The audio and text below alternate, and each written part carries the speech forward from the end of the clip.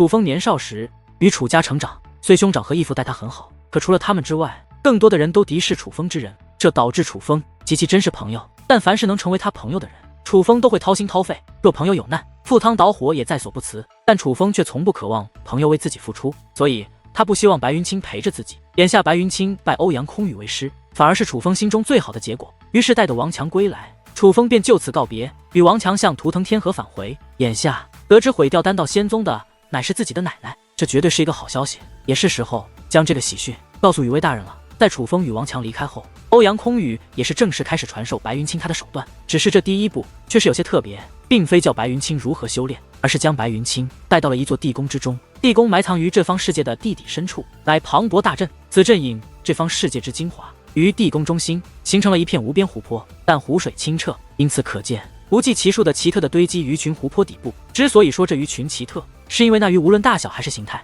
都似是针一样，没有眼睛，但却有鱼鳞鱼鳃，可它们却一动不动。若不是能够看到鱼鳃在动，还以为是死了。唰！就在此时，欧阳空羽大袖一挥，一团掌心大小的阵法球被丢到高空，紧接着阵法破裂，一只长达万米的凶兽浮现，坠落到湖水之中。刹那间，湖底的特殊鱼群仿佛被唤醒一般，直奔凶兽而去。凶兽实力不弱，身上布有厚重的铠甲，可在那鱼群面前，竟宛如豆腐一般，弱不禁风。瞬息之间，凶兽被彻底吞噬，连血水都被那鱼群吃得干干净净，就仿佛从未出现过一般。这一幕将白云清吓得不轻，那凶兽的实力可是在他之上，在那些鱼群动之前，他可没想到这鱼群竟恐怖至此。云清啊，可能看出此鱼来历？欧阳空羽问。是当代生物，被阵法淬炼成这个模样的。白云清虽无法确定，可凭借他对结界之术的了解，却也有了自己的分析。对，但这些鱼的真正作用也是淬炼，它们是为你准备的。欧阳空羽此话一出，白云清的表情顿时不淡定了。师尊，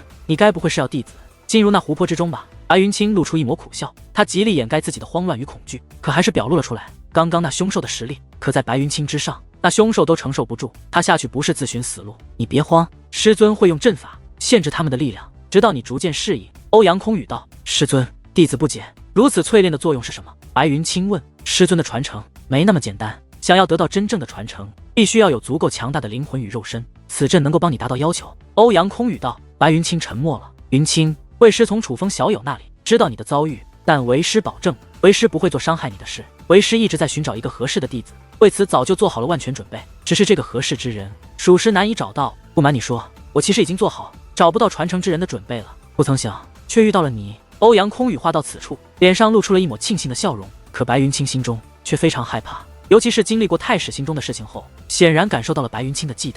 欧阳空羽再度开口。当然，此事确实有风险，你若不信任为师，我也可以当作你没有拜我为师，这件事就当作没有发生过。欧阳空羽又补充道。可白云清却立刻开口。师尊，我愿意。他这样的回答，欧阳空羽都有些意外，明明那样恐惧了，怎么又爽快地答应了？可很快，欧阳空羽便点了点头。好，那便开始吧。话罢，他便催动阵法，漫天的符咒从天而降，落入阵法之内。那些鱼群明显受到了影响。云清，为师已将此阵的力量调至较低，但也会非常痛苦，你忍一忍，因为若是不痛，便没有效果。欧阳空羽道。见状，白云清也是踏入其中，刹那间，那些鱼群便如同先前攻击那凶兽一般，攻向白云清。白云清发出撕心裂肺的惨叫，没过多久便昏死了过去。可鱼群的攻击却并未停止，继续下去，白云清必死无疑。见状，欧阳空羽则是立刻将白云清捞了出来。此时的白云清不仅气息虚弱，也是彻底失去了意识。于是欧阳空羽拿出了一口大锅，锅内泡着诸多草药，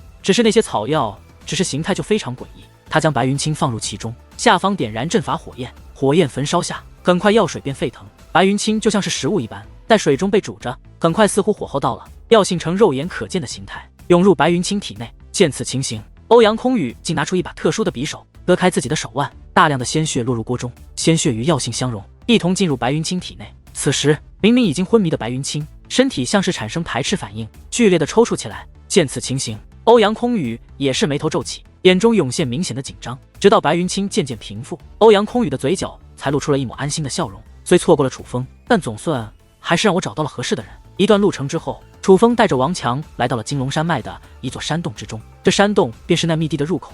怎么是封死的？可看到那山洞，王强却露出不解，因为这山洞不是很深，来到洞口，他便一眼就能看到山洞尽头。而楚风则是捏出一道特别的法印，笑着看向王强，按照我这个来做，跟着我走。随后楚风二人便捏着这道法印，从这山洞快步进出3次，再缓步进出3次，最后再快慢交加进出3次，然后解除法印，再向内走去。这一次，山洞发生了变化，变得很深。当他们从山洞走出时，那远古秘的便浮现在了眼前。好神奇！王强睁大眼睛，纵使他见过诸多新奇手段，可这座秘的进入方法还是让他感到惊奇。兄弟，这里的主人应该很不简单吧？王强第一反应就是这里的创造者必然很强，多半是远古时期的强大人物，否则不可能创造出这样的秘的。那便不知道了。楚风笑了笑，没有说实话。其实他知道这里居住着一位神秘的女子，那神秘女子给楚风的印象极深，她身上有种温雅的气质。哪怕楚风见过那么多各方势力的所谓圣女，但只论气质，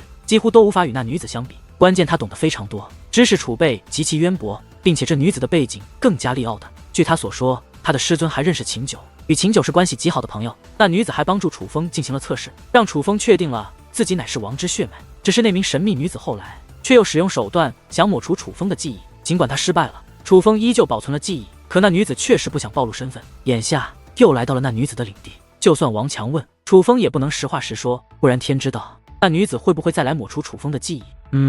可很快楚风便与王强同时回头，他们发现身后的结界发生了变化，认真观察，他们皆是眉头微皱，因为那结界是封锁结界，将他们也封锁在了这里。咋回事啊？王强看向楚风，被困住了。楚风说道，以前不是这样的吗？王强问，以前不是。楚风道，他已经确定这里被人改过了，只能进不能出。这种变化自然让楚风有些担心宋雨薇他们，于是楚风立刻深入，好在很快见到了雨薇大人、一苦老僧以及岳灵，并且他们皆是安然无恙。楚风少爷，你回来了！宋雨薇三人看到楚风，同样激动不已，快步的迎了上来。尤其是宋雨薇，更是笑得合不拢嘴，而那厌恨热泪的双眼，更是看得出来，他很担心楚风。这也正常，楚风上次离开，还是打算对付司徒界灵门。那个时候的楚风还不知道祸害他奶奶的罪魁祸首是丹道仙宗的贾令仪，只以为是司徒界灵门和仙徒做的，并且那个时候的司徒界灵门对于楚风而言都是一座大山，就别说后面的丹道仙宗了。雨薇前辈，给你介绍一下，这位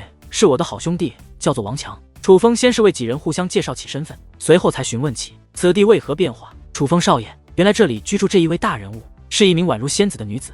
原来岳灵的丹田也是那位大人的手下帮忙才有了蜕变。见楚风问起，宋雨薇赶忙讲述起了经过。原来楚风离开的一段时间后，那名神秘女子现身了，并且还告诉宋雨薇他们不要离开这里，待在这里才是对楚风最大的帮助。似乎是害怕他们不听话，任性的出去打探关于楚风的消息，从而遇到危险，那女子才改变了此地的阵法结界，使得身在此地的宋雨薇等人无法离开。但那名女子却也将一个卷轴留下，说带着楚风回来，楚风自然可以破解这卷轴，便也可以解除此地的阵法结界，让他们恢复自由。眼下宋雨薇讲述经过之后，也是将那卷轴递给了楚风。楚风手握卷轴，竟发现这卷轴需要自己的血脉之力才能开启，这对于其他人而言很难，但对于楚风来说却很简单。开启卷轴的一瞬间，顿时周围景色变化，楚风被带入了一个空间世界之中，空间世界混沌一片，只有楚风一个人身处此地。但很快，不远处有一道身影浮现，那名女子气质绝佳，正是楚风之前见到的帮助楚风测试是否是王之血脉的神秘女子。楚风又见面了，你可能不记得我了，但我很快会让你记起我。那名女子说话间，对着楚风一指，一道特殊的力量便自指尖射出，直奔楚风的脑门。紧接着，一股力量开始在楚风脑海之中翻江倒海。这股力量其实就是让楚风恢复之前被那女子抹除的记忆。可实际上，连这女子自己都不知道，她之前的抹除是失败的。楚风从始至终都记得遇到过这女子的经过。当然，就算楚风真的忘记了，这股力量也是能够让楚风恢复的。正因坚信这一点，所以那股力量与楚风体内彻底相融后，那女子再度开口：“现在记起来了吧？希望你不要怪我，因为之前我不方便不暴露自己的身份，所以才抹除你的记忆。现在正式自我介绍一下，我名为谢洛，只是